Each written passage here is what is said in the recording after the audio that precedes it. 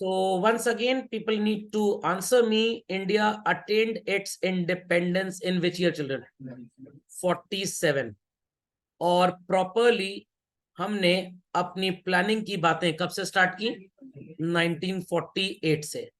And there after children नवंबर 49 हमारा constitution बन के तैयार हो गया, enacted in January 1950, the day 26 basically. तभी से इंडिया इंडिया था. उसके पहले सिर्फ एक कॉन्स्टिट्यूएंसी थी. तो आपने जमीन खरीदी, घर बनवा लिया, बट अभी आपने गृह प्रवेश नहीं किया. रह रहे हैं आप वहां पे, बट अभी आत्माओं का साया होगा आपके ऊपर, पूजा पाठ नहीं हुआ है. या आप घर में रहने लग गए, बट रजिस्ट्रेशन जो होता है वो आपने 2 महीने के बाद कराया, तो वैलिड ओनर आप उसी दिन से माने जाएंगे जिस दिन आपने रजिस्ट्रेशन करा लिया. उसके पहले आपके पास physical occupancy of the property हो सकती है. जैसे कहीं अपार्टमेंट वगैरह बनता रहता है, तो लोग कहते हैं भाई पोजेशन मिलेगा जुलाई में, बट बिल्डर ने काम करके अप्रैल में रेडी कर दिया. तो आपने कहा मेरे पास पैसे नहीं है, मैं 3 महीने बाद रजिस्ट्रेशन कराऊंगा, मेरे को रहने की परमिशन दे दो. बिल्डर कह रहा है ठीक है. तो आप रहने पहले से लग गए, बट रजिस्ट्रेशन आपका नहीं हुआ. जिस दिन रजिस्ट्रेशन होगा, लीगल ओनरशिप राइट्स उसी दिन से आपको मिलते जाएंगे. तो 26 जनवरी 1950 onward children, India is recognised as India basically. तो अगेन एवरीबडी नोज कि हमारी पहली इंडस्ट्रियल पॉलिसी कब आई थी? 48 में. कुछ खास हुआ नहीं इसमें. दूसरी कब आई? 1956 में. 1956 में भी कुछ खास नहीं हुआ. तो practically the growth story is written henceforth from 1991. तो last chapter covered this thing children, 56 से 91 के बीच के हालात. अब इस पीरियड के बीच में, इसके थोड़ा सा आगे पीछे भी, हमारे फॉरेन ट्रेड पे क्या इफेक्ट था, क्योंकि ब्रिटिशर्स इंडिया को एज अ फीडर इकोनॉमी इस्तेमाल करते थे. Everything that they wanted to use as raw material, they used to get it exported from India to be imported to their mainland, United Kingdom, London, England वगैरह. Great Britain बोलते थे उस समय उसको. अब लड़ाई झगड़ा हो गया, पोलैंड वगैरह सब अलग हो गए, तो उनका यूनाइटेड किंगडम सो कॉल्ड रह गया. तो काफी चीजें यहां से लेके जाते थे जो उनके लिए रॉ मटेरियल की तरह इस्तेमाल की जाती थी. और उस पे इंडिया से जाने पे एक्सपोर्ट ड्यूटी नेग्लिजिबल. वहां पे जब लैंड करते थे गुड्स, तो import duty was also negligible. Then that finished product was made ready from the raw material जो इंडिया से गया, वापस it was exported to India. और यहाँ पे इसीलिए गांधी जी ने इनके अगेंस्ट चरखा मूवमेंट चालू किया था कि खुद ही बनाएंगे और खुद ही पहनेंगे. अच्छा, ड्राइंग्स हो गया मतलब सर. गांधी जी ड्राइंग्स में विश्वास रखते थे. Drawings to purchase, Gandhi ji की जर्नल एंट्री थी, ड्राइंग्स टू परचेज. खुद ही का स्टॉक सूत था, उसी से धागा बनाया, उसी से कपड़े. खोपड़े में बात गई. तो what was charkha movement in history? Drawing account debit to purchase. समझ में आ गई सबको बातें? नहीं आई समझ में? कंफर्म. चलिए, तो उसके बाद लॉजिकली चीजें चलती रही. अब सोचा ये गया कि भाई ब्रिटिशर्स तो हमें एकदम खाली करके गए थे, तो कैसे अपने फॉरेन ट्रेड को और इंप्रूव किया जाए. तो आजकल तो सॉफ्टवेयर एक्सपोर्ट वगैरह बहुत ज्यादा हो रहा है, बट उस जमाने में सॉफ्टवेयर एक्सपोर्ट वगैरह कुछ भी नहीं था. स्पाइसेस, शुगर, कॉटन, इन सब चीजों का एक्सपोर्ट ज्यादा होता था. So everybody should mention in their copies titled as India's foreign trade children. So आप 3-4 बातों का जिक्र यहाँ पे करेंगे कि इंटरनेशनल ट्रेड की जरूरत क्या है. बैलेंस ऑफ पेमेंट में चीजें आपको बता दी गई थी. एनीथिंग विच इज एक्सपेंसिव और non producible in India could be taken from other country, and anything which is cheap in India could be made available to other countries. This is the need of international or foreign trade. India foreign trade independence के time पे क्या था, independence के बाद क्या हुआ, and now का मतलब 56 के बाद से या 91 के बाद से गवर्नमेंट ने पॉलिसी रिजॉर्ट की कि हम ज्यादा से ज्यादा चीजें जो इंपोर्ट करते हैं उसको इंपोर्ट नहीं करेंगे. कहां पे बनाएंगे? इंडिया में, ताकि रिसोर्सेज यहीं पे यूज किया जाए और एम्प्लॉयमेंट बढ़ जाए. बहुत सक्सेसफुल हो नहीं पाई पॉलिसी, तो हमने फॉरेन बिजनेसेस को यहाँ पे सेटअप करने के लिए परमिट कर दिया. तो everybody knows what is international trade. Foreign exchange में काफी आप लोग पढ़ चुके हैं. तो anything which is excess in our country not to be consumed here, या तो उसको नदी में बहा दो, second option could be export कर दो. Got it clear? So domestic production of certain goods में एक्सीड देयर डोमेस्टिक कंजम्पशन. बनता बहुत है यहाँ पे, बट खपता नहीं है, तो क्या कर सकते हैं? फेंक दे नदी नाले में. What will do? एक्सपोर्ट कर देंगे. Got it clear? तो एक्सेस एक्सपोर्ट करने से फायदा क्या होगा? फॉरेन करेंसी आएगी हमारे पास, और वो हमारे इंपोर्ट्स को पे करने में हेल्पफुल होगी. समझ में आ गया? ये सर कहाँ खड़े हैं लोग, कैसे खड़े हो ऊपर सर, ग्लोब के पूरा अर्थ के ऊपर डायग्राम है भाई बस। चलिए, सो दो चार चीजें आपको बहुत जरूरी हैं इंटरनेशनल कॉन्टेक्स्ट में जानने के लिए बच्चों, तो please write down in your copies, please write down in your copies. Based on international specialisation, country specialises in the goods, वो एक्सपोर्ट करेगी, और जिसमें स्पेशलाइज नहीं करते हम उसे इंपोर्ट करेंगे। तो इंडिया में अभी बैटरीज का प्रोडक्शन उतना सस्ता नहीं है जितना ताइवान और जापान में है, तो अभी हम बैटरी उनसे खरीदते हैं इलेक्ट्रिक व्हीकल्स के लिए। डे वुड कम जब हमारे यहाँ ढेर सारी व्हीकल्स में बैटरीज लगने लग जाएंगी इलेक्ट्रिक व्हीकल्स में, तो यहाँ पे बैटरीज की खपत बढ़ जाएगी, तो ताइवान की कंपनी को बोलेंगे यहीं पे आके प्लांट लगा लो। उनको फायदा क्या है, वो सोचेंगे कि अगर इंडियंस की बात हमने नहीं मानी और हम इंडिया नहीं गए, कोई दूसरी कंट्री अगर इनको हमसे सस्ता दे देगी या कोई दूसरी कंट्री वहां पे फैक्ट्री लगा लेगी तो हमारा चांस मिस हो जाएगा। तो they may have a strong appeal, they may come to India and set up their plant. तो जो कंट्री हमसे लोअर कॉस्ट में किसी भी चीज को प्रोड्यूस करती है चिल्ड्रन, हम क्या करेंगे, उससे चीजों को खरीद लेंगे, और जिसकी कॉस्ट हमसे ज्यादा होती है हम उसको लो कॉस्ट में बना के बेच देंगे। समझ में आया? So we export the goods at a higher price or at the lower price children? Higher price, जितने का हिंदुस्तान में बेचते हैं उससे ज्यादा में ही आपको हम बेचेंगे। Got it clear? और अगर इंपोर्ट करेंगे तो सस्ते में या महंगे में? सस्ते में इन द सेंस जितने में हम बना रहे हैं उतने में अगर कोई हमको देगा तो खरीद लेंगे? बिल्कुल नहीं, उससे सस्ते में देगा तब खरीदेंगे। Got it clear? The market expands when we do international trade, opportunities get enhance children, और opposite happens? Enhanced. Maruti India में तो गाड़ियां बना के बेचता ही बेचता है, और यहां से काफी गाड़ियां वो एक्सपोर्ट भी करता है दूसरी कंट्रीज में। Hyundai इंडिया में प्लांट लगा के गाड़ियां इंडिया में तो बेचेगा, हांगकांग में भी एक्सपोर्ट की जाती हैं ऐसे गाड़ियां। क्यों? क्योंकि वहां पे लेबर उतनी सस्ती है नहीं।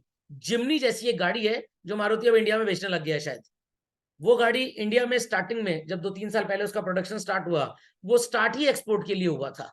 इंडिया में उनके पास अप्रूवल नहीं था उस कार को बेचने का, तो they manufactured it in India and exported it to nearby nations also. Higher investment leads to higher growth. समझ में आ गया? जितनी ज्यादा कंपनीज बाहर से इंडिया में आएंगी, they will bring their money, they will bring their expertise. अभी मैं आपको एक बहुत बढ़िया सा एग्जांपल देता हूं चिल्ड्रन, आपने इलेक्ट्रिक विंडो का नाम सुना होगा कार्स में, बटन दबाते हैं तो शीशा नीचे गिर जाता है और फिर दबाते हैं तो ऊपर। ऐसे ही कार्स में अब आने लग गया है इलेक्ट्रिक बूट स्पेस। ये क्या होता है सर? जूते रखने के लिए इलेक्ट्रिक स्पेस? अरे नहीं भाई, डिक्की होती है ना, उसको ओपन करने के बस आप एक बटन प्रेस कर दीजिए और कार की डिक्की ओपन हो जाएगी। और ये जो मैकेनिज्म होता है ये मोटर पे काम करता है। किस पे?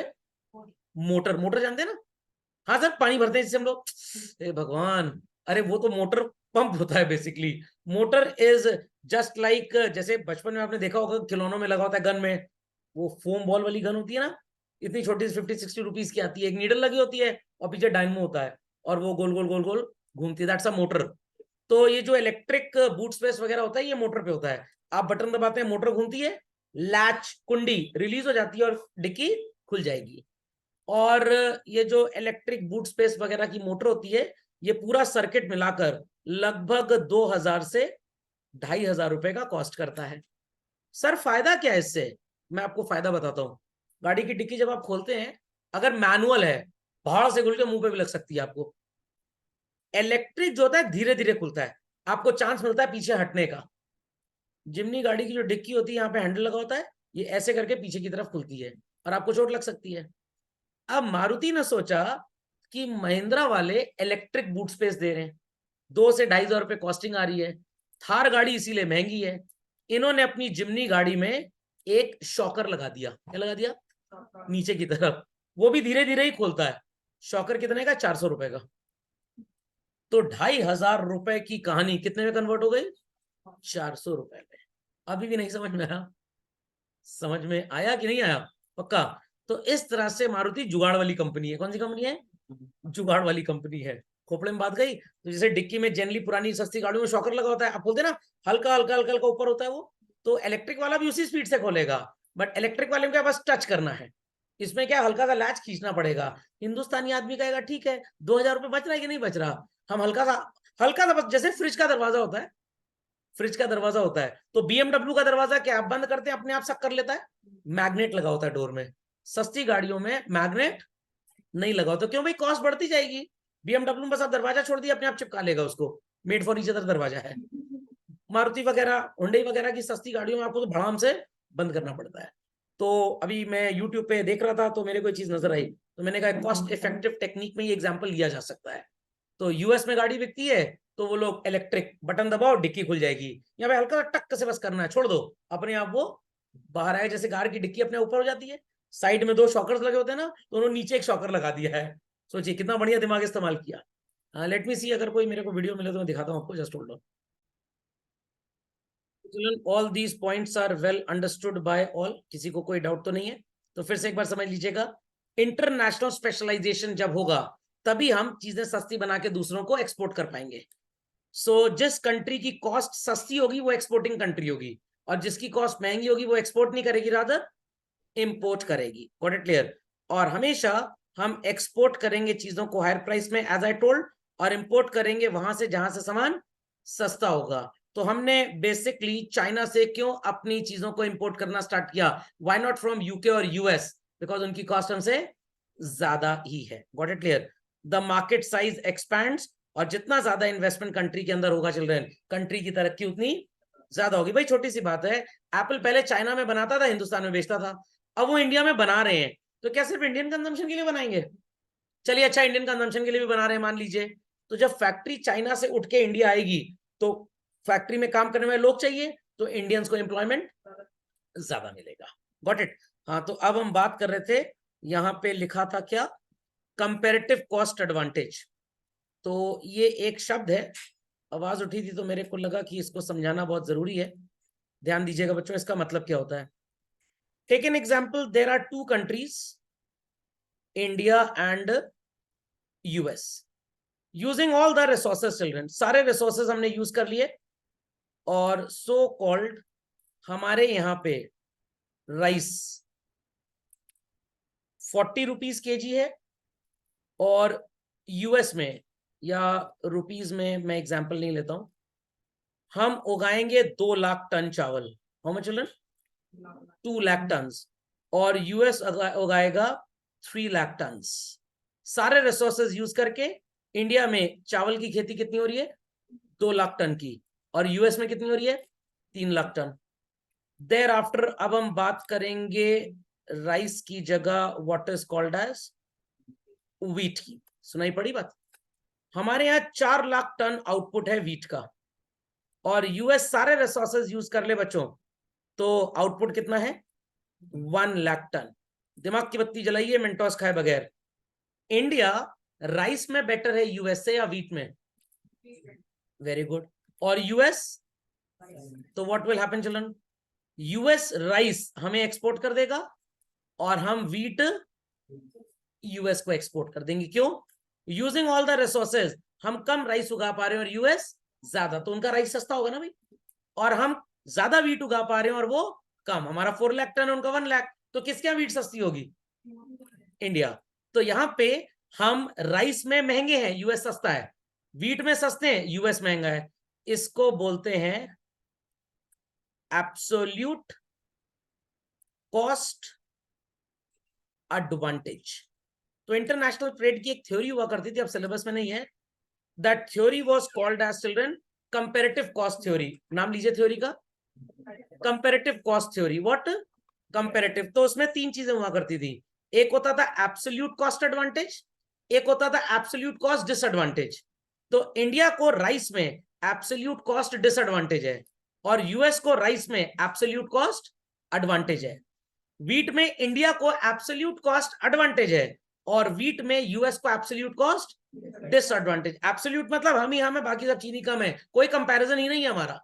तो साफ साफ देख के पता लग रहा है कि व्हीट का प्रोडक्शन इंडिया में ज्यादा है तो इनकी लागत सस्ती होगी, और यूएस में कम है तो इनकी लागत महंगी। तो जैसे कहते हैं ना क्लीन स्वीप, दूसरी टीम का रन 100 था 10 ओवर में, हमने 4 ही ओवर में मैच जीत लिया। खोपड़े में बात गई, एकदम एब्सोल्यूट विनर थे हम, मार्जिनल विनर नहीं थे कि 1-2 रन 1-2 विकेट से जीते हो। तो दिस थ्योरी का पार्ट है एब्सोल्यूट कॉस्ट एडवांटेज। यहां पे क्या लिखा हुआ है? तो इंटरनेशनल ट्रेड दो रीजन से होता है। हम अच्छे हैं, आप बुरे, तो हम एक्सपोर्ट करेंगे, आप हमसे खरीदिए। आप अच्छे हैं, हम बुरे, तो हम आपसे इंपोर्ट करेंगे, आप हमें एक्सपोर्ट कर दीजिए। तो this is known as what children? Absolute cost advantage. Sir then what is comparative cost advantage? Comparative cost advantage में आपको देख के लगेगा सर यूएस दोनों में हमसे अच्छा है, हम दोनों में बेकार हैं। अब देखना पड़ेगा हम कहां कम बेकार हैं और यूएस कहां ज्यादा अच्छा है। Sir be more clear, I am being clear. मैं साइकिल बहुत तेज चला सकता हूं आपसे, आप कार बहुत तेज चला सकते हैं मेरे से। तो अगर कार की रेस हो तो एक तरफा डिसीजन होगा, आप जीतेंगे। साइकिल की रेस हो, एक तरफा डिसीजन होगा, मैं जीतूंगा। लेट अस हैव टोंगा, देखते हैं उसमें कौन जीतता है। मैंने कहा कि भाई टोंगा और साइकिल, मेरे को लग रहा है साइकिल रेस में मेरी उम्मीद जीतने की ज्यादा है, तो मैं साइकिल रेस में पार्टिसिपेट करूंगा और किसी में पार्टिसिपेट नहीं करूंगा। सचिन तेंदुलकर जी क्रिकेट भी खेलते थे, कभी कभी हॉकी भी खेल लिया करते थे, कभी कभी गोल्फ भी खेल लिया करते थे, सारे खेल आते थे, बॉक्सिंग भी कर लिया करते थे, कभी दौड़ भी लिया करते थे। But he was best in what? Cricket. तो कंपेयर किया जाए वो अच्छे थे, बट सबसे अच्छे किसमें थे? क्रिकेट में। कपिल देव जी का नाम सुना है? पहला वर्ल्ड कप उन्होंने जिताया था इंडिया को 1983 में। कहां पे? अरे वो मूवी बनी थी भाई, केजरीवाल नहीं क्या? हाँ 83। कहां पे जितवाया था मैच? इंग्लैंड में, बेसिकली लॉर्ड्स में। Got it clear? तो अब कपिल देव जी गोल्फ भी खेलते हैं, बढ़िया गोल्फर है वो, बट ज्यादा अच्छा क्या खेल लेते हैं? Cricket. I can teach English as well, I can teach literature as well, but I can teach ID much better than those. तो मैं अपना समय कहां पे व्यस्त करूं? शेक्सपियर पढ़ाने में या फॉरेन ट्रेड पढ़ाने में? मैं दोनों पढ़ा सकता हूं आपसे अच्छा, बट ज्यादा अच्छा मैं ये पढ़ा सकता हूं, तो मैं यहां पे आ जाऊंगा। समझ में आ गया? एक लड़के ने बीटेक कर लिया, अब वो एमटेक भी कर सकता है, एमबीए भी कर सकता है। उसको लग रहा है कि मैं एमटेक और एमबीए दोनों में से कुछ भी कर लूं, डॉक्टर से ज्यादा कमाऊंगा। बट अगर एमबीए कर लूं तो एमटेक करने से भी अच्छा फायदा मेरे को मिलेगा। तो है वो दोनों में अच्छा, बट ज्यादा अच्छा किस में है? The answer is what? What? MBA. समझ में आ गया? तो जरा इस एग्जाम्पल को लिखिए, फिर मैं आपको कंपेरेटिव कॉस्ट सिखाता हूं। चलो, तो इस थ्योरी को कंपैरेटिव कॉस्ट थ्योरी बोला करते थे। ये कोर्स में अब खत्म हो चुकी है, 10-15 साल हो गए खत्म हुए, बट चलता आज भी है प्रिंसिपल दुनिया में। सो राइस में हु स्पेशलाइजेस? नजर आ रहा है साफ साफ कि राइस में इंडिया पुअर है, यूएस बेटर है। वीट में चिल्ड्रन, तो ये एब्सोल्यूट कॉस्ट एडवांटेज है। तो इंडिया यूएस को क्या एक्सपोर्ट करेगा? वीट। और यूएस क्या एक्सपोर्ट करेगा इंडिया को? राइस। ये समझ में आ गया? चलिए, अब कंपैरेटिव कॉस्ट का मतलब भी समझ लेते हैं। Take an example, this is India and this is USA. नजर आ रहा है? यूजिंग ऑल द रिसोर्सेस, हम बच्चों 4 लाख टन्स, लेट अस से राइस, और 6 लाख टन्स वीट उगा पा रहे हैं। समझ में आ रहा है? यूएस 8 लाख टन्स राइस उगा रहा है, 8 लाख टन्स, और 24 लाख टन वीट उगा पा रहा है। खोपड़े में बात गई कि नहीं गई? दोनों को ध्यान से कंपेयर करके बताइए, 4 और 8 में ज्यादा क्या होता है बच्चों? 8। और 6 और 24 में ज्यादा क्या होता है? 24। खोपड़े में बात गई? खोपड़े में बात गई। दोनों में इंडिया का आउटपुट कम नजर आ रहा है, समझ में आ गया? और यूएस का ज्यादा नजर आ रहा है। यस और नो? अब यूएस के पास इतनी रिसोर्सेज नहीं है कि वो दोनों बना ले। सर क्यों नहीं है? भाई इकोनॉमिक्स का सबसे बड़ा असम्पशन ही यही है, resources are limited in supply. तो या तो यूएस राइस बनाएगा या तो वीट। अगर राइस उगाता है, बनाएगा मतलब फैक्ट्री में नहीं बनाएगा, राहुल गांधी में समझ लीजिएगा मेरे को, फैक्ट्री में नहीं बनाएगा, मशीन में रा डाला, आइस डाली तो राइस बन गया, ऐसा कुछ नहीं होगा। तो यूएस अपने रिसोर्सेज यूज करके सारे के सारे या तो 8 लाख टन राइस उगा ले या 24 लाख टन वीट। दोनों में से बच्चों एक काम होगा, दोनों काम नहीं हो सकता। खोपड़े में बात गई? इंडिया अपने सारे रिसोर्सेज अगर यूज कर लेता है, either they will produce 4 lakh ton rice और 6 लाख टन व्हीट, दोनों नहीं कर सकता, दोनों में से कोई एक। तो यूएस दोनों में हमसे बेटर है, यूएस दोनों में हमसे बेटर है। तो यूएस सर दोनों बना के हमको बेच दे, दोनों बना ही नहीं सकता, वो दोनों बना ही नहीं सकता बिकॉज रिसोर्सेज आर लिमिटेड। तो दिमाग की बत्ती जलाइए मेंटोस खाए बगैर और डिसाइड करिए यूएस को क्या बनाना चाहिए। आंसर देने से पहले फिर से सुन लीजिए। Here it is very clear कि यूएस बेटर है, इंडिया पुअर है। Here it is very clear कि इंडिया बेटर है, यूएस पुअर है। बट यहां पे क्लैरिटी नहीं है, यहां पे दोनों में यूएस इज डूइंग बेटर, दोनों में यूएस इज डूइंग बेटर, हम दोनों में बेकार हो गए। सर वो दलितर शब्द यूज नहीं कर रहे, अरे अभी चंद्रायन लॉन्च किया गया, कैसे दलितर झापड़े उनके सो कॉल्ड गाल पे जो इंडिया को डेवलपिंग इकोनॉमी बोलते हैं। Now India is a developed economy, got it clear. और हंसी आती है पड़ोसियों पे, कहते हैं एक दिन पहले इंडिपेंडेंट हुए थे, एक एक रुपए को मोहताज हो गए हैं। समझ में आ गया, देश का नाम भी हमसे बड़ा है, हैसियत एकदम छोटी हो गई। चलिए तो बताइए बच्चों, यूएस दोनों में हमसे बेटर है, हम दोनों में गए गुजरे हैं, यूएस क्या प्रोड्यूस करेगा? वीट। क्यों? ज्यादा है। राइस में वो हमसे डबल है और वीट में वो हमसे 4 गुना है। नहीं समझ में आया? नहीं समझ में आया? हम 4 लाख टन राइस उगाते हैं और वो 8 लाख, तो राइस का प्रोडक्शन उनका हमसे डबल है, बट वीट का प्रोडक्शन हमसे 4 गुना है, 4 गुना। तो हमारा जो भी रिसोर्स है वो 6 लाख टन वीट उगा सकता है, उनका 24 लाख टन। तो अगर हमारी वीट 10 रुपए किलो, उनको 2.5 रुपए किलो पड़ेगी। नहीं समझ में आया? समझ में गया? तो मेरी उम्मीद है कि मैं साइकिल भी अच्छी चला लेता हूँ, कार भी अच्छी चला लेता हूँ, बट साइकिल ज्यादा अच्छी चला लेता हूँ। तो मैं कौन सी रेस में पार्टिसिपेट करूं? साइकिल रेस में। समझ में गया? माइकल शुमाचर जी को कार चलानी भी आती है बढ़िया, बाइक भी चला लेते हैं, साइकिल भी चला लेते हैं, बट सबसे अच्छा क्या चलाते हैं? बाइक। समझ में गया? तो सारे बच्चे कॉमर्स पढ़े, इकोनॉमिक्स पढ़े, अकाउंट्स पढ़े वगैरह वगैरह। कुछ बच्चों का इंटरेस्ट इंग्लिश में बहुत ज्यादा है, बहुत ज्यादा, बाकी सब्जेक्ट में भी है, बट इंग्लिश में कुछ एक्स्ट्रा ऑर्डिनरली ज्यादा है, तो वो जर्नलिज्म की तरफ चले जाएंगे। कुछ ऐसे जो बहस लॉजिकली कर लेते हैं, बकवास नहीं, बहस लॉजिकली कर लेते हैं, ठीक है, तो वो हो सकता है लॉयर बन जाए, लायर नहीं लॉयर। समझना क्या? कुछ का सो कॉल्ड टैक्स फाइनेंस इन सब में बड़ी खोपड़ी चलती है, खोपड़ी में बात गई, तो हो सकता है सीए की स्ट्रीम में निकल जाए। लॉजिक समझ में गया? तो आपने पढ़ा सब है, आपको आता सब है, बट जो सबसे अच्छा आता होगा आप उसमें अपना करियर बनाएंगे, नहीं तो साइकिल के करियर पे बैठ जाएंगे। अभी भी नहीं समझ में आया? मैकडोनल्ड्स के पास रिसोर्सेज हैं, वो बर्गर बेच सकते हैं, फ्रेंच फ्राइज बेच सकते हैं, कोल्ड ड्रिंक बेच सकते हैं, तो मट्ठा भी बेच सकते हैं, पिज्जा भी बेच सकते हैं, दम आलू भी बेच सकते हैं, कचौड़ी भी बेच सकते हैं, बट दे नो दम आलू कचौड़ी में तो इंडियंस स्पेशलाइज करते हैं, 40 रुपए में भरपेट खिला देते हैं, हम 40 में ना बेच पाएंगे, 55 से कम में नहीं बेच पाएंगे। बर्गर में उनका स्पेशलाइजेशन ज्यादा है। समझ में आ गया? केएफसी वालों ने सोचा कि भाई चिकन हम बहुत बढ़िया बेचते हैं, बर्गर हम बेच सकते हैं, बट मैकडोनल्ड जैसा नहीं बेच सकते, तो इसलिए वो अपने एडवर्टाइजमेंट में बर्गर को ज्यादा प्रमोट नहीं करते, क्योंकि उनको पता है कि उनको शुरू से जो ऑरा बना है, जो उनकी गुडविल है, रेपुटेशन है, वो चिकन में ज्यादा है और सो कॉल्ड बर्गर में कम है। साड़ी का दुकानदार है, कस्टमर बहुत आते हैं उसके पास, समझ में आ गया? आंटी जी टाइप। तो छोटे बच्चों के कपड़े क्यों नहीं बेचता है? बेच सकता है, आंटी आएंगी तो उनकी बेटी भी तो आएगी, छोटी वाली दीदी आएंगी, उनकी भतीजी भी आ जाएगी, बट ज्यादा किस में स्पेशलाइज करता है? साड़ी में, तो कहेगा मैं साड़ी बेचूंगा। अंडरस्टैंडिंग और नॉट? तो कंपेरेटिव कॉस्ट एडवांटेज ये होता है, हम दोनों में अच्छे हैं, ज्यादा अच्छे किसमें है? हम दोनों में बेकार है, कम बेकार किसमें है? राइट, आधे तो है कम से कम, इसमें तो 1/4 है हम। तो यहाँ पे what India would do children, India rice export करेगा और वीट को इंपोर्ट करेगा।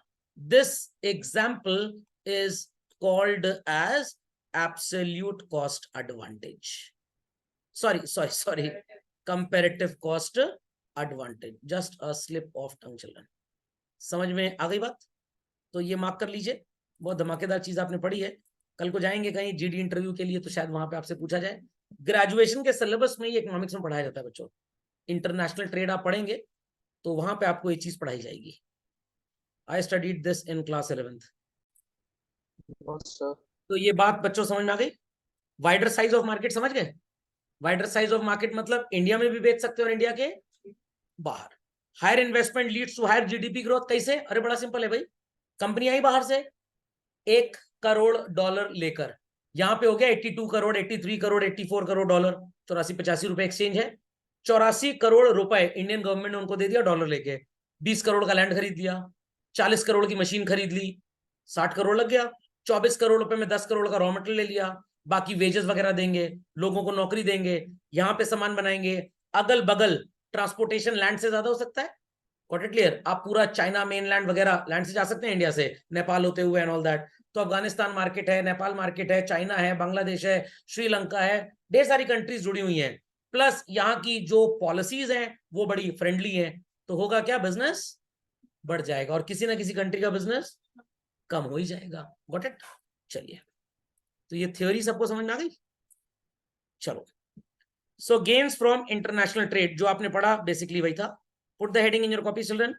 India's foreign trade at the time of independence, 47 के थोड़ा सा पहले और बाद में। सबसे पहला पॉइंट आपको नजर आ रहा होगा, it suffered from colonial exploitation. Colonial मतलब सर, ब्रिटिशर्स अपना मोहल्ला मानते थे इंडिया में, इंडिया को अपना मोहल्ला मानते थे।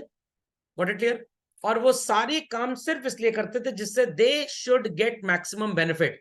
काफी चीजें यहां से वो एक्सपोर्ट कराते थे ब्रिटेन, जैसे आप बोल सकते हैं कॉटन, और फिर वहां पे उसको कॉटन यान बेसिकली रुई, और वहां पे वो थ्रेड में कन्वर्ट होता था, सूटिंग और शर्टिंग का कपड़ा थान वाला बनता था, वहां पे ट्राउजर्स शर्ट्स स्टिच होते थे और वापस इंडिया आते थे।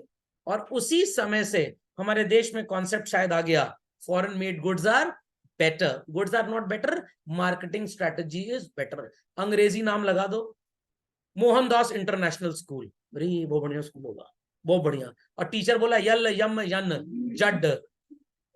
तो जब इंटरनेशनल नाम किसी के साथ लग जाता है तो लोग सोचते हैं कि बड़ा अच्छा है। एक एग्जांपल देता हूं आपको। चलो ना, आपने सत्यम टेक्नोलॉजीज कंपनी का नाम सुना होगा। राजू रामलिंगम जी थे जिन्होंने आईआईटी पास करने के बाद एक अपनी कंपनी खोली, और इस जमाने में इंडिया में 4 फाउंडेशन स्टोन्स माने जाते थे सो कॉल्ड आईटी इंडस्ट्री के। एक था इंफोसिस, एक था टीसीएस, एक था विप्रो और एक था सत्यम टेक्नोलॉजीज। उधर जो 2005-6 वाला रिसेशन आया था यूएस का, उसमें पूरी दुनिया का हालत टाइट थी। राजू रामलिंगम की हालत तो और ज्यादा खराब थी। फर्जी न्यूज दिखा दिखा के अपने स्टॉक प्राइसेस बढ़ाए और अपनी जितनी पर्सनल होल्डिंग थी वो बेच दी। फिर प्रेस कॉन्फ्रेंस की और बोला कि हम 14,000 करोड़ के नुकसान पे हैं। बढ़ाम से इनके स्टॉक प्राइसेस कम हो गए।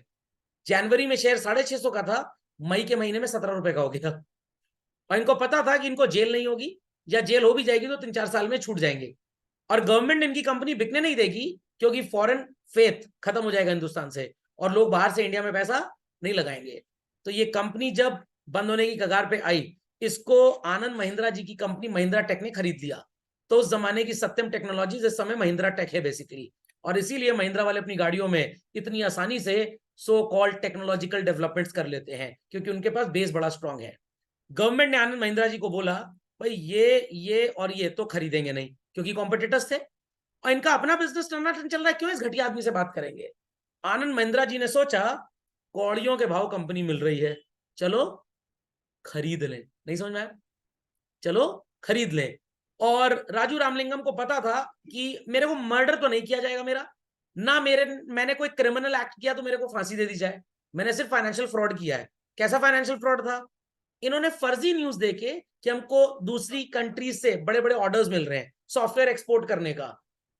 गवर्नमेंट ने सबने सोचा इन तीनों की हालत खराब है, ये इसी का काहे धंधा बढ़िया चल रहा है, सब फर्जी न्यूज थी।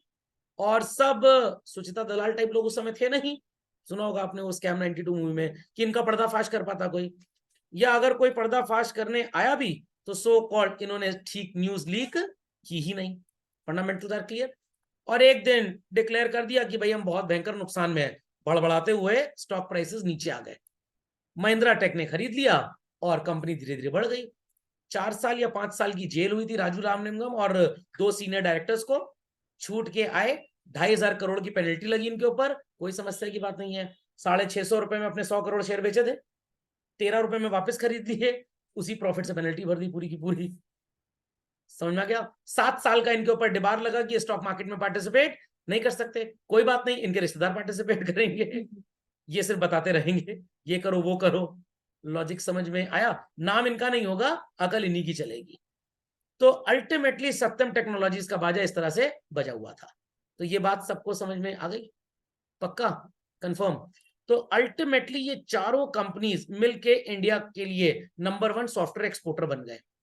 तो जब इनकी हालत टाइट हुई, उसके पहले इन्होंने क्या किया, इन्होंने अपने बेटे के नाम एक कंपनी खोली और उसका नाम क्या रख दिया, माइटास। अरे बड़ी बढ़िया कंपनी है, विदेशी नाम लग रहा है। सत्यम का उल्टा मेटास है बच्चों। इस कंपनी का धंधा चौपट हो गया। लॉस कवर करने के लिए इस सब्सिडरी को होल्डिंग कंपनी से पैसा लेना पड़ गया, जो कि कंपनीज लॉ में अलाउड नहीं है। तो इन्होंने फर्जी न्यूज देकर अपने कंपनी के स्टॉक प्राइसेस बढ़ाए, शेयर्स बेचे, उस प्रॉफिट से इनका लॉस कवर किया गया। माइटास आया, लोगों लगा हाई फाई होगा, लोगों ने पैसा लगाया। वैसे ही आपने मेट्रो टायर का नाम सुना है? इन्हीं कंपनी का एक पंखा आता है बच्चों, ऑर्टेम फैंस। व्हाट? ऑर्टेम।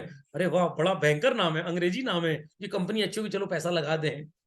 तो यही चीज यहाँ पे बच्चों लग जाता है, जिसके साथ इंटरनेशनल, तो लोग सोचते हैं सही में वो होगा इंटरनेशनल। वो इंटरनेशनल खिलाड़ी बेसिकली, आपको उसके खेल में फंसना नहीं है। समझे कि नहीं समझे? पक्का।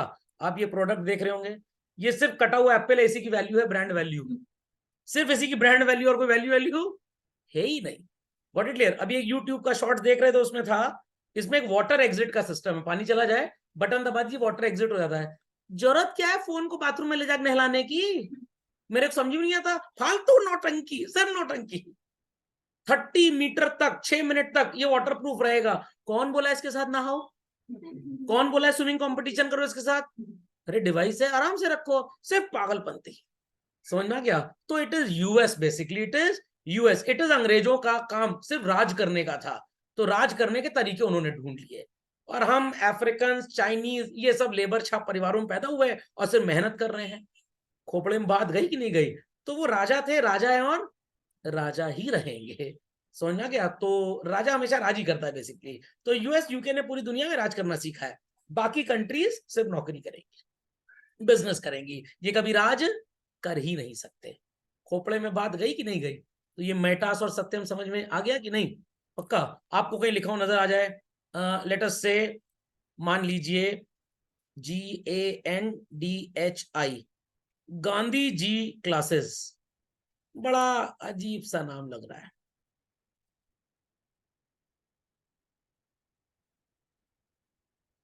इदनॉग क्लासेस, इदनॉग, ये थोड़ा बढ़िया लग रहा है, गांधी जी का उल्टा कर दिया। समझ में आ गया? इदनॉग क्लासेस, ये थोड़ा अलग लग रहा है, यही वाला क्लास ज्वाइन कर लेते हैं।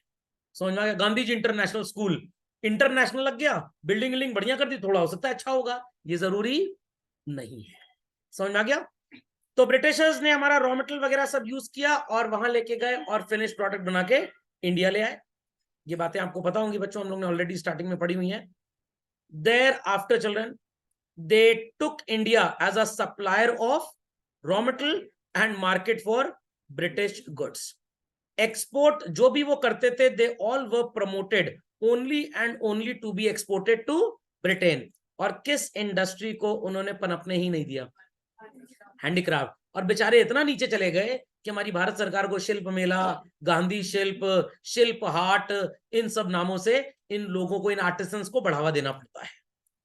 तो ईव ऑफ इंडिपेंडेंस पे चिल्ड्रन, हमारा जो बैलेंस ऑफ ट्रेड था, बैलेंस ऑफ ट्रेड सबको पता है ना? अब समझ में आया क्यों उधर फॉरेन ट्रेड पहले पढ़ाया था? इसलिए मैंने आपको एनआई वगैरह पहले नहीं पढ़ाया। Was favourable on the eve of independence, but जाते जाते इतना गहरा गड्ढा खोद गए थे कि बाद में हम बहुत ज्यादा पनप नहीं पाए। तो 46-47 में excess of exports over imports वो 31 करोड़, बट ये डूब के कितना हो गया? 14 करोड़। मैं इसकी मैथ्स आपको बताता हूं।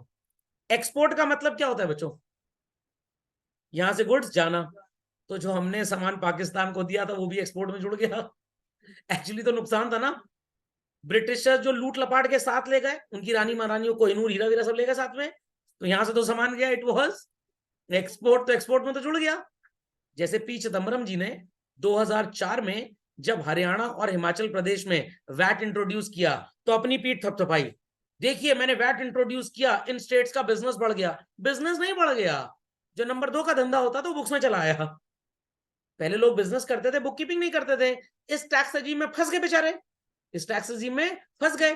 तो जो बिजनेस ऑफ द रिकॉर्ड्स होता था, it has come on the records.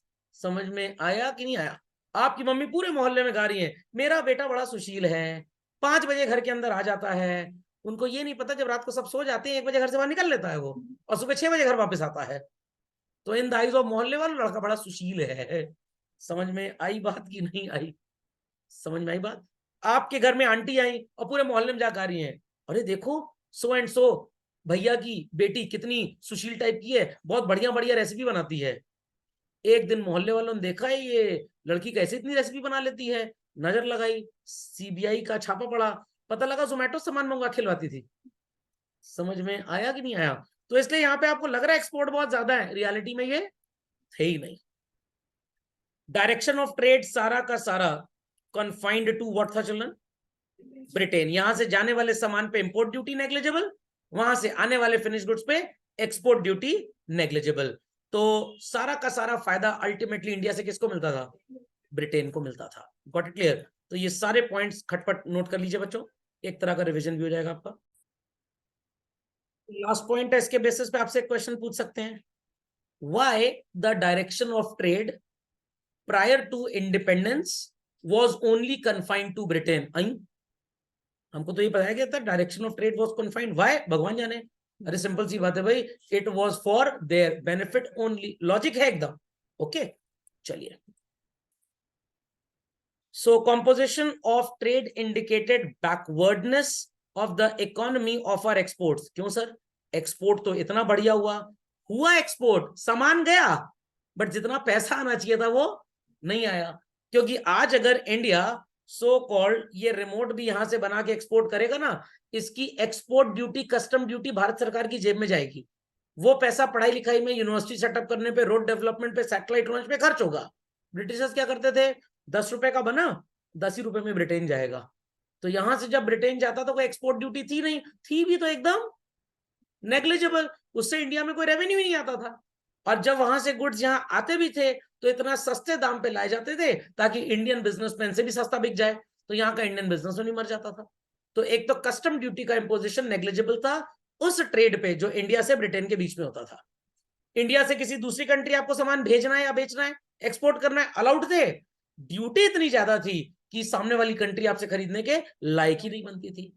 तो इट्स जस्ट लाइक दैट कि आप मोहल्ले में 10 बच्चों को पढ़ा रहे हैं, फीस आपको ठेंगा कुछ नहीं मिल रही है, सब भैया मौसा बोल रहे हैं आपको, क्या फायदा ऐसी फ्री की नौकरी करने का? Okay understood children? तो काम तो हुआ बट प्रोडक्टिविटी वाज 0। चलें आगे। And what was the so called India's foreign trade after independence? झटपट लिख लीजिए, आपको 1951 के बाद पता लगेगा कि इंडिया के हालात आफ्टर इंडिपेंडेंस फॉरेन ट्रेड कैसे थे। Be super quick children. तो लेट्स अंडरस्टैंड ये टेबल क्या बोल रहा है। इंपोर्ट एक्सपोर्ट की कहानी, टेबल की जुबानी। 5 ईयर प्लान तो सबको पता थे ना सर, ये 12th के बाद नहीं है भैया, 2014 में बना अपना सो कॉल्ड नीति आयोग। पहले कांग्रेस की गवर्नमेंट ने 12 से 17 रेडी किया था, उनको लग रहा था फिर से सरकार आएगी, 17 के बाद फिर प्लान बनाएंगे, प्लान ही खत्म हो गया उनकी सरकार का। तो यहाँ पे बच्चों आपको नजर आ रहा होगा इंपोर्ट ज्यादा है कि एक्सपोर्ट ज्यादा है? सबसे पहले वाले में इंपोर्ट, यहाँ पे भी सर इतना ज्यादा होता जा रहा है। अरे भैया इंडिपेंडेंस के बाद ही तो है पूरा। तो स्टार्टिंग के ईयर्स में क्या हो रहा था, डेवलपमेंट एक्सपेंडिचर था आपका, मटेरियल खरीदो, मशीन खरीदो, खाने पीने का सामान तक तो इंपोर्ट करना पड़ता था। और ब्रिटिशर्स पूरा खोखला करके गए थे हमको ठीक से एकदम। तो यहां तक तो हालत बहुत ज्यादा थी, गैप बहुत ज्यादा है, ध्यान से देखिएगा। लगभग बराबर, इंपोर्ट 5400 करोड़, एक्सपोर्ट 3000, इंपोर्ट 6000, आधे से भी कम, इंपोर्ट 10,000, एक्सपोर्ट। अब कुछ हालत ठीक होनी स्टार्ट हुई। तो इट्स जस्ट लाइक दैट कि बेटे और बहू को पिताजी ने घर से अलग क्या किया, चोरी करके, डकैती करके चले गए। तो स्टार्टिंग में तो भाई सास ससुर को प्रॉब्लम ज्यादा आएगी, फर्नीचर भी खरीदना है, बेड भी खरीदना है, एसी खरीदना है, बेटा वो सब पार करके ले गए। ओके अब यहां से देखिए गैप थोड़ा कम होना स्टार्ट हुआ, और यहां तक आ जाइए तो गैप कंपेरेटिवली और कम हो गया। और एज ऑफ टुडे तो पौ 12 चली रही है। अभी भी मोदी जी गए हुए हैं कहां पे, फ्रांस के दौरों पे, चीफ गेस्ट बनाया गया, पहले मेरे बुलाया गया था, मेरे पास टाइम नहीं है, मैं मोदी जी को भेज देता हूँ। तो मैंने उनको बात की, जा नहीं रहे थे, मैंने समझाया बुझाया उनको, जाओ भैया कोई राफेल की डील करके आओ। कह रहे क्या बोलूंगा मैं उनको जाके? मैंने कहा बोलिएगा हमारे यहाँ C295 की फैक्ट्री लग गई है, तो तुम्हारे राफेल में जो स्टीयरिंग व्हील लगता है ना, वो मारुति वालों के पास एक्स्ट्रा पड़ा हुआ है, तो स्टीयरिंग व्हील हमसे खरीद लीजिए आप। तो पहले तो उनको बेवकूफ बनाए, 60,000 करोड़ का प्लेन खरीदेंगे, 40,000 करोड़ का अपना माल बेचा उनको जाके, तो प्लेन पड़ा कुल 20,000 करोड़ का। अंडरस्टूड और नॉट? और उन बेचारों के पास कोई ऑप्शन था नहीं, बगल वाले तो एकदम भिखारी साबित हो गए हैं, वो खरीदने की औकात नहीं है। अलकायदा के पास अपना बहुत प्लेन ले, वो चोरी में खरीद लेते हैं दूसरे का, जैसे मोहल्ले के जो गाड़ी चुराते हैं ना, अलकायदा वाले प्लेन चुराते हैं। ओके, बहुत बढ़िया प्राइम मिनिस्टर, एकदम तेज। तो बच्चों ये सब मैं पढ़ के आपका टाइम बिल्कुल बर्बाद नहीं करूंगा, ये इसी थ्योरी को पूरा जितना लिखा हुआ है इसी को समझा दिया गया है, तो इसकी आप रीडिंग कर लेंगे पक्का। चलिए एक चीज यहाँ पे देखने लायक है, हमारे जो न्यू इकोनॉमिक रिफॉर्म्स आए, जो दरवाजे खोले गए पानी आने के लिए बच्चों, वो कब खोले गए थे? इसलिए देखिए यहां से जो गैप है ये कंपैरेटिवली कम होना स्टार्ट हो गया। Got it clear? बिकॉज जब फॉरेन पार्टिसिपेशन इंडिया में आया तो यहाँ पे फैक्ट्रीज लगी, यहां से एक्सपोर्ट्स बढ़ गए। अभी वो जिमनी का एग्जांपल दिखाया था आपको, तो ये जुगाड़ सिर्फ हिंदुस्तान में लग सकता है, अमेरिका में नहीं लग सकता। क्यों लगेगा? क्योंकि अमेरिका में मोटर बनाने वाली कंपनी ना कार बनाने वाली कंपनी को स्यू कर देगी, और जज साहब आर्बिट्रेरली मसला सुलझाएंगे, कहेंगे भैया मोटर खरीद लो, कार में लगा दो, कौन तुम्हें यहाँ चलानी है, तुम्हें तो बेवकूफ बना के दूसरी कंट्री बेचना है ना, महंगे में बेच देना। समझ में आया कि नहीं आया? तो इसीलिए सुजुकी मोटर्स अपना प्रोडक्शन कहाँ कर रहा है? इंडिया। यहाँ जुगाड़ मिल जाता है, वहां जुगाड़ नहीं मिलेगा, वहां सब मोटर से ही चलता है। अंडरस्टूड? जैसे कार का टेल लैंप जब टूट जाता है ना, तो पूरी टेल लैंप, अंदर का बल्ब, कैबिनेट असेंबली जिसको बोलते हैं, मार्केट में एक साथ आती है, बड़ी महंगी आती है, नॉर्मल ऑल्टो टाइप गाड़ी की भी 1000-1500 की आती है। अब हिंदुस्तान में जिसका टेल लैंप टूट जाता है 1500 की वो नहीं खरीदता, वो कबाड़ी किया जाता है, जहां गाड़ियां पुरानी बिकती हैं एक्सीडेंटल, तो वहां पे टेल लैंप का अंदर वाला पोर्शन खराब होता है, ऊपर का जो ग्लास होता है वो छुरी से उसको काट के एरोलाइट से चिपका देते हैं, 50 रुपए में काम हो गया पूरा पूरा, 1500 रुपए बच गए हमारे। समझे बात को? फोल्ड फोन बताया, फोल्ड फोन, दो मोबाइल लीजिए, टेप लगा दीजिए, फोल्ड हो गया, खुल भी गया। तो सैमसंग वालों ने एंड्रॉइड बनाया फोल्ड में, तो आप एंड्रॉइड और iOS बना सकते हैं, एक तरफ एंड्रॉइड चल रहा है, एक तरफ iOS, टेप लगा दीजिए मोटी वाली, फोल्ड फोन बन जाएगा आपका। Got it? और ये कभी टूटेगा भी नहीं बीच से। चलिए, सो कॉम्पोजिशन चल रहे हैं, इसकी पढ़ाई हम अगले क्लास में करेंगे। ये सब चीज बहुत बिकती है यहाँ से, विदेशी लोग आते हैं पागल की तरह, उनको झुमका बाली, भौंदड़ ज्वेलरी जिसको बोलते हैं भयंकर, जिसको हम दलिद्र मानते हैं एकदम, कोई पहनना नहीं चाहती आंटी यहाँ पे, वो बहुत खरीदती हैं। डायरेक्शन थोड़ा सा पढ़ेंगे, और उसके बाद 1991 ये पढ़ चुके हैं, year of great divide, inward looking policy, import substitution है, मजेदार चैप्टर। चलिए शायद हो सकता है अगली क्लास में ये खत्म हो जाए, तो आई होप सो थ्योरी समझ में आ गई जो पढ़ाई गई, कंफर्म? चलिए, तो कॉम्पोजिशन की बात हम करेंगे अगली क्लास में, ठीक है? चलिए, दैट्स ऑल फॉर टुडे। कोई डाउट है तो प्लीज आस्क।